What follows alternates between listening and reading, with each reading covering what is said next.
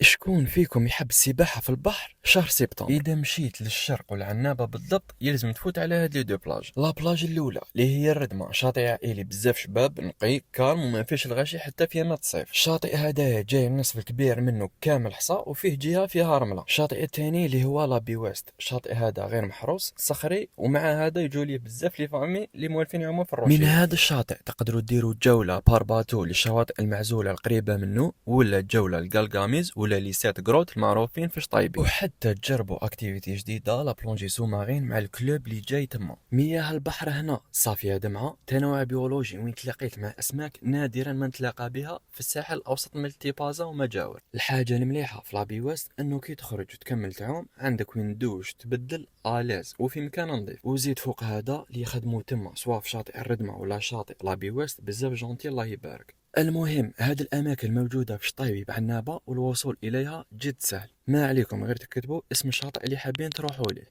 شاطئ الردمة ولا لابيو. الأماكن كتير نظيفة وآمنة، يعني تقدروا تروحوا اون فامي آلاز. الحاجة الوحيدة اللي خصت في هذا الشواطئ انه اي واحد يروح يرجع الفضلات وما يخليهمش. ان شاء الله يكونوا عجبوكم هاد لي بلاج اللي شاركتها معكم، وقولوا لي نتوما واش ما بلاج تعجبكم من تمشيو لعنابة.